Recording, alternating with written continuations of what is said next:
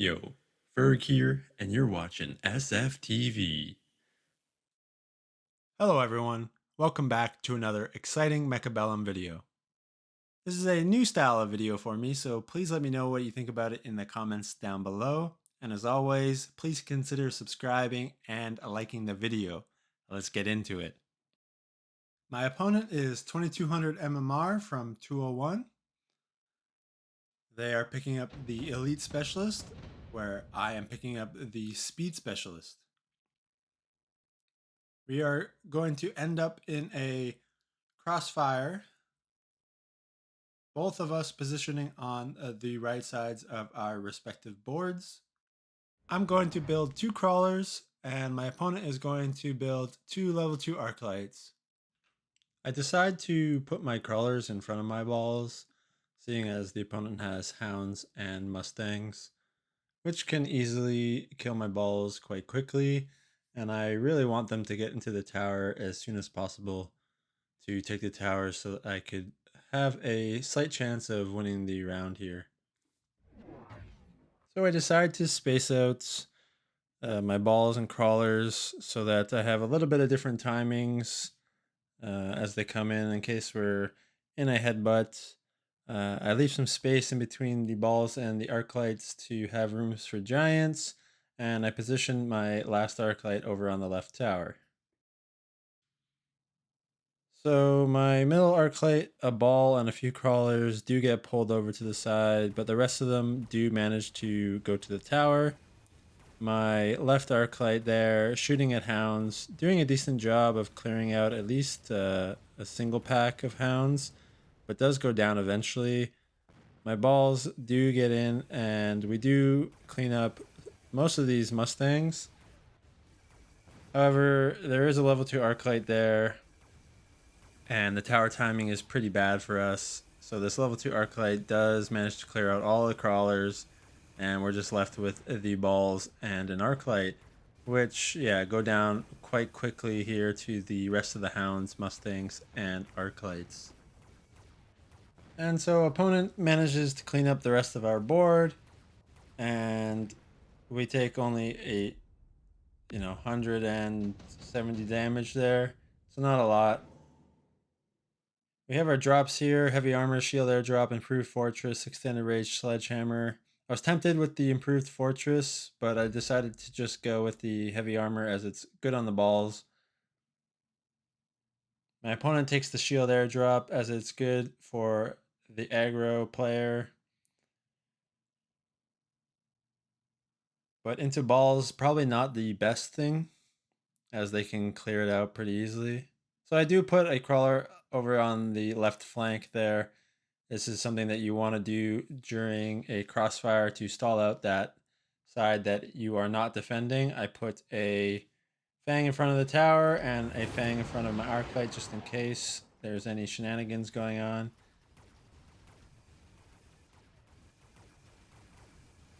One ball and a few crawlers do manage to go to the tower right away, which is really nice. We do clean up that right side of the board, and our arclights and fangs are doing a great job of stalling on the left side. My balls and crawlers are now coming in, and we do lock that arclight. So we managed to take it out, and now the balls are going to get onto the shield, and we do actually manage to take out the shield as well right before our tower goes down, which is really nice.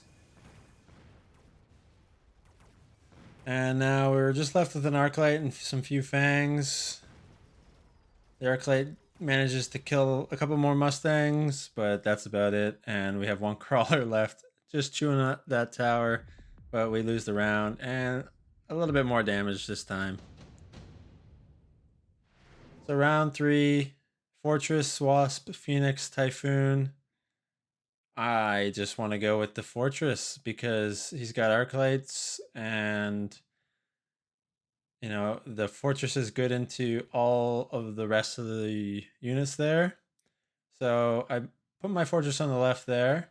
I build 2 crawlers. I level up my balls. I put the heavy armor on the other balls this turn. I oil to slow down the push. stall out that side as much as possible. I still have those crawlers there doing a good job of stalling. Opponent takes the phoenixes and then builds 2 more arc lights and puts them in front of the right side tower.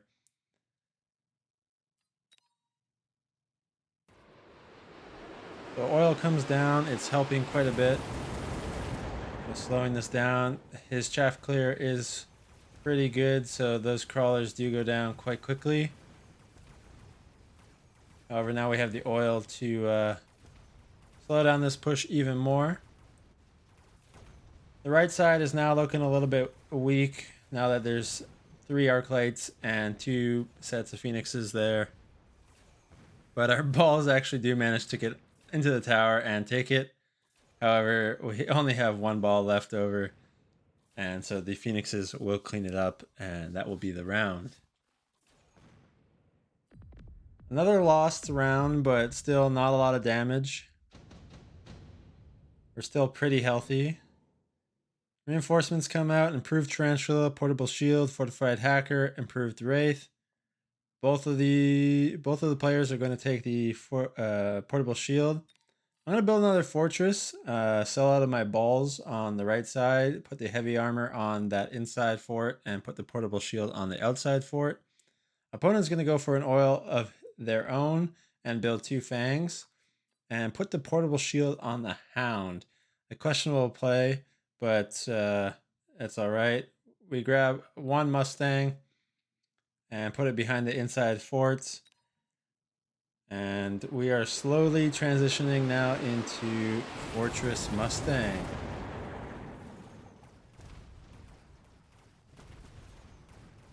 So we're pretty much just abandoning the right side at this point. At least for now. We're definitely getting out of the balls, seeing as they're not going to do too well into the arc lights and phoenixes. Our right side, our left side is doing much better now. We do get our tower taken, which slows down the kills here on these last remaining Mustangs. And the fort is tanking the shots from the phoenixes, but will eventually go down. We do manage to clean up 1, 2 phoenixes, but then the fort goes down. The phoenixes are then going to kill off my Mustangs, but we do manage to kill 1 more phoenix, so that's really good. And all that we have left is a fort that's slowly pushing into the tower. We know our oil is going to be going away next turn, so instead of defending this side, we are now kind of attacking the left side here. And yeah, 1 phoenix left. Shooting at the fort. Fort is making its way over, and oh, we timed out, and we actually end up winning that round in terms of HP damage. Electromagnetic impact, deployment module, extended range stormcaller, orbital javelin. The electromagnetic impact, pretty good here. Seeing as the opponent put charge shot on his arc lights, we could try and use the EMAG impact to disable those arcs. And also the opponent has a shield, so we could always use it to do some damage to the shields there. And so opponent is going to electromagnetic impact all our fangs here in the middle, slow them down a bit. We do unlock the mobile beacon to do the L pull on the left side. Opponent is going to shield up on his arc lights on the left, level up those phoenixes, and get 2 sets of steel balls. So yeah, we do the L pull there. We do grab another fort, and we actually do put it on the right side. We level up our Mustangs.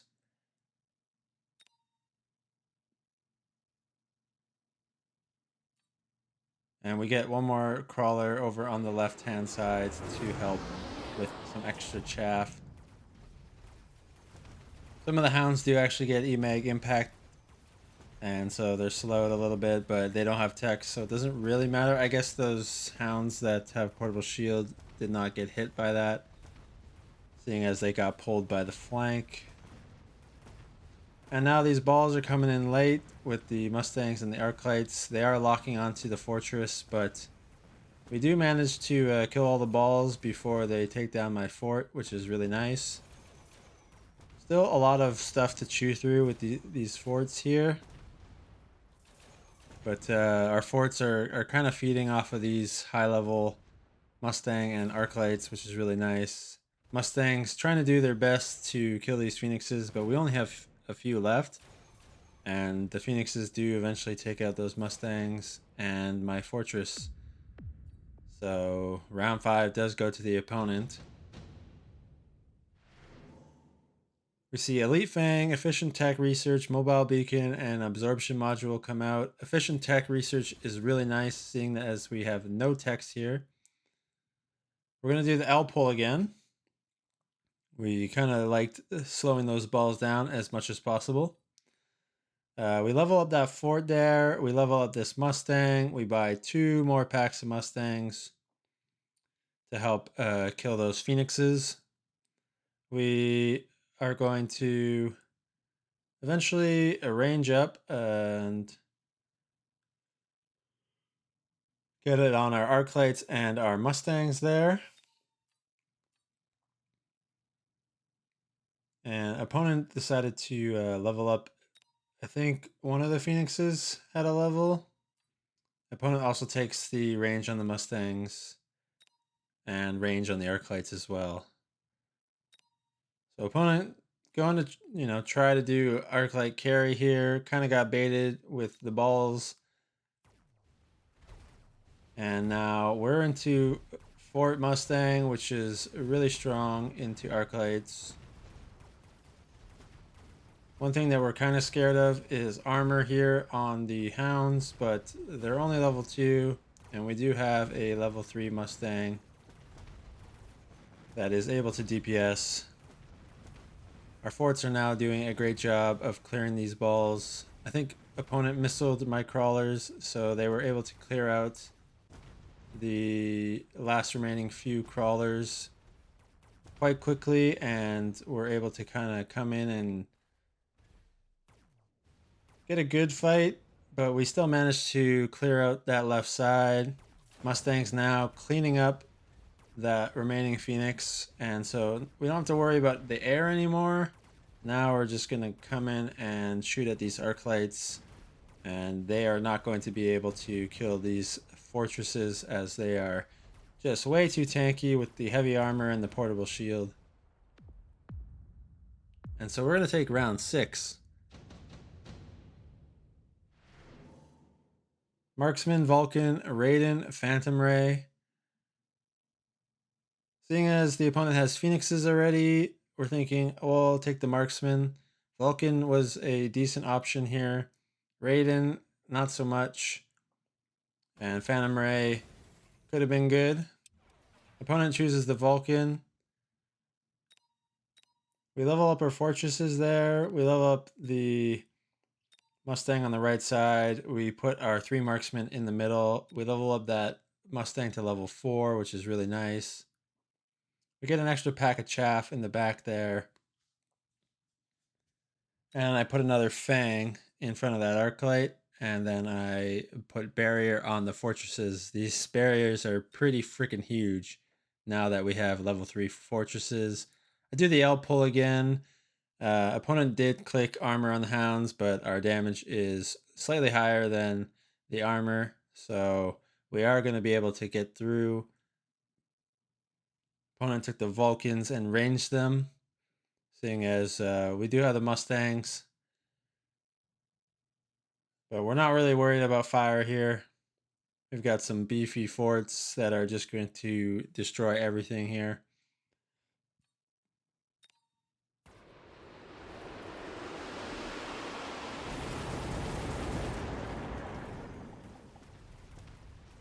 And yeah, Vulcan doing a good job of clearing out the Fangs and the crawlers that are coming in. So our chaff waves are not as good as they used to be.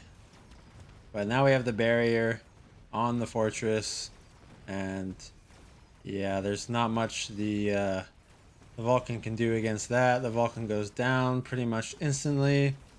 These balls do lock the barrier, and so they take it down on that heavy armor fort, and we do lose the tower at a kind of annoying timing, but we have some fangs left over to distract the balls. We have some Mustangs and a marksman left so that we can clean up the air, which is really nice. And now all that's left is an arc light. And being protected by this barrier, our Mustangs are going to live. And so now the HP damage is starting to pile up. And so we've brought it back to almost even. We take the heavy armor there. We put it on another fort. We build another fort. Opponent decides to oil us and E-Mag Blast again on that same position, trying to take out our shields, but our shields are massive. We get another Mustang on the left side. Opponent decides to shield on the right side there, but we E-Mag as well, try to take those shields out as fast as possible. We oiled last round in the back there to stop the balls. Opponent decided to sell one of those balls but kept one. And opponent unlocked a melter and ranged it up immediately. I think that was the only deploy the opponent had this turn, seeing as they are elite spec, and that is pretty expensive to buy a level 2 melter. Well, first unlocking it, and then buying a level 2 melter, and then clicking range. That's already $900 there.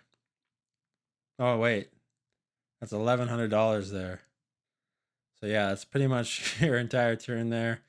We have in our enhancements. We do click range this turn because I think we had 100 left over. But we're not loaning yet. These barriers doing a good job of protecting our chaff and our Mustangs from these Vulcans. But fire does come out. But once again, we're not too worried about the fire. Got some big chunky forts coming in. Level 3 forts. Making their way downtown. We do manage to clean up the melter before the fort dies. And we still have some units left over. The right side losing a little bit to 2 arc lights. But seeing as we have this fort, take the tower. We slow down the arc lights from taking our tower, and since the opponent has charge shot, well, our arc light loses to their arc light, so we lose round 8. Round 9, we see another portable shield. Opponent takes the barrier. We take the portable shield. We put the portable shield down onto our middle fort, which we level up. We have now a level 4 fortress as well. Marksman getting levels as well. Arc lights getting levels. Mustang's getting close. We do have a level 5 now. We build another fort and we put it in front of the tower. We get one more crawler on the right side there. And we are just Fort Mustang gaming.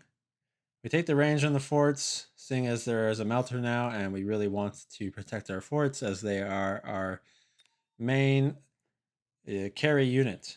The Mustangs at this point are now becoming chaff. And opponent buys another melter and another Vulcan, which is really expensive. Had to sell a Phoenix to do that. And I decided to put a missile in front of the right tower.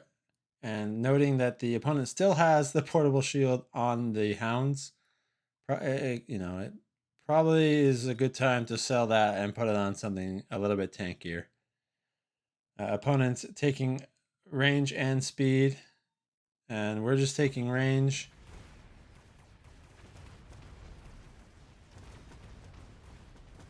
We're still not loaning. Trying to be as efficient with our money, knowing that we have a lot of HP left over and these rounds are still pretty close. We're not too worried about dying anytime soon. And now that we have range, our forts are doing a lot better at clearing out the board and not getting locked on by these melters. That level 5 melter, though, just tanking 2 melting points at the same time. Our level 4 melter on the left side, or level 3 melter, or level 3 fortress on the left side, doing a great job taking out that level 2 melter in the middle. And yeah, round 10. You see Phantom Ray, Rhino, Wraith, Raiden. Opponent takes the Phantom Ray. We're going to take the Raiden here. Level 3 Raiden is pretty strong. We need a source of EMP. We could put it on our arc lights, which might be a decent option. But I felt like we needed something that we could do a little bit more damage and get that EMP off a little bit more reliably. So we take range and EMP, buy 2 more Raidens. Opponent gets Incendiary Bomb on Vulcan and ranges up, or Electromagnetic Blast on the melting points, buys another melting point, or buys 2 more melting points, and puts the Phantom Rays in the back. We're finally loaning here, and we take the temp range.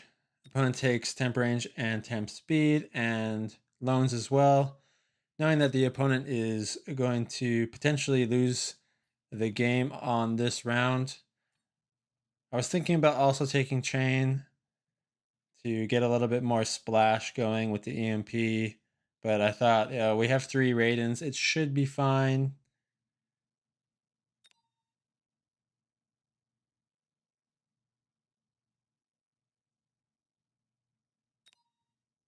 Yeah, and there's the Phantom Rays in the back.